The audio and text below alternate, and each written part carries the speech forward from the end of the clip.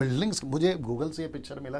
ये अमेरिका हो सकता है, अफ्रीका हो सकता है, ये भारत हो सकता है, ये जापानीज कंट्री हो सकता है, ये कुछ भी हो सकता है। यहाँ से लोग ऐसी आत्माएं जो हैं प्रभु के राज्य में उठाई जाएंगी, जिसको पौलुस कहता है कि धन्य आशा। ठीक है ना। ना ऐसा जब होगा, ये मैं भी यहाँ से प्रॉपर आपको जो स्टडी देने जा रहा हूँ, तो ऐसा चित्र याद रखिए, बिल्कुल हूबहू, बल्कि इससे भी खूबसूरत चित्र होगा।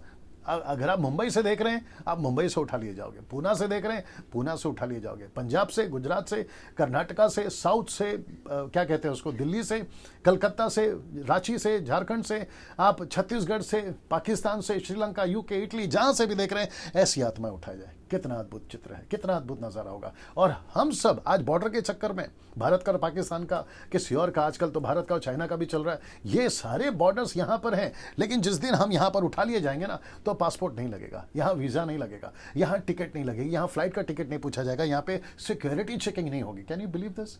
ये सारी चीजें जब परमेश्वर हमको एक आवाज देगा, मैं बताऊंगा वो आवाज क्या है, हम यहां से ऐसे उठा लिए जाएंगे। दोस्तों, यहां से मैं अपनी टीचिंग शुरू कर रहा हूं ना। सबसे पहले प्रश्न उठता है, रैप्चर शब्द जो है उसको ग्रीक में क्या कहते हैं? और कुछ लोग ये भी कहते हैं कि रैप्चर शब्द बाइबल में है ही नहीं है। बट मैं आपको कहना चाहता हूं कि अगर आप इंग्लिश में ढूंढोगे रैप्चर, आपको नहीं मिलेगा। अगर आप हिंदी में पूछोगे, ढूंढोगे, नहीं मिलेगा। लेकिन रैप्चर शब्द आया कहां से, मैं आपको बताने जा रहा हूं। Now Greek word for rapture harpazo, मैं रिपीट करता हूं, हरपैज़ो। हरपैज़ो का मतलब है, मैं बता देता हूं, जिसको कहते हैं बलपूर्वक छीन लेना। हरपैज़ो, बलपूर्वक छीन लेना। इसका मतलब है कि ग्रीक में रैप्चर को हरपैज़ो कहते हैं। फ्रेम में है सब कुछ, देख लो, मैं वो सब, ठीक है ना, ठीक है ना। नाउ लिखा है कि बलपूर्वक छीन लेना, इसको कहते हैं झटके से उठा लेना, ऐसे उठा लेना। मैं आपको बताऊंगा, चित्र दिखाऊंगा। और यीशु मसीह जब ग्रीक में ये बातें बता रहे थे, और जब इसकी पहली मैन्युस्क्रिप्ट लिखी जा रही थी, तो वो ग्रीक में थी।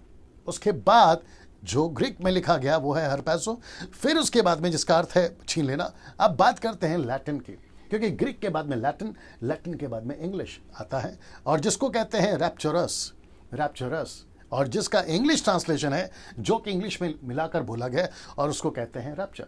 आशा करता हूं कि आप ये समझ गए ना। दोस्तों, वापस से दिखा देता हूं, हरपैज़ो लैटिन वर्ड है रैप्चरस, और इंग्लिश वर्ड है रैप्चर। ये आप समझ गए होंगे ना। उठा लिए जाने की घटना पहले भी हो चुकी है बाइबल के अंदर।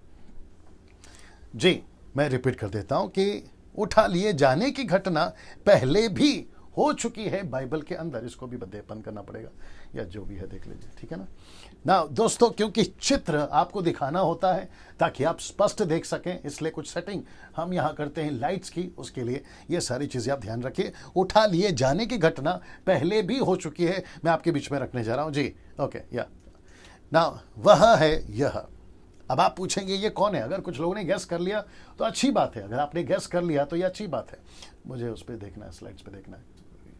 जी ना, अब आप पूछोगे डैनियल भाई ये कौन है? अगर आपने गैस कर लिया है तो फिर आप क्या कहते हैं ना, आप समझ गए होंगे। जी, सब कुछ ठीक दिख रहा है। आप हैं एलिया, और ये है एलीशा। आपको पता होगा कि एलिया उठा लिया गया था इस व्यक्ति के सामने, और उसका जो कपड़ा आप यहाँ पे देख सकते हैं, जो उसने मांगा था कि अगर ये कपड़ा तेरे ऊपर गिरता है, या चादर बोलो या शॉल बोलो, तो तुझे डबल सामर्थ मिलता है। ये अलग स्टोरी है। आप कौन है, मतलब ये कौन है? ये है हनोक। 365 साल तक चलता रहा।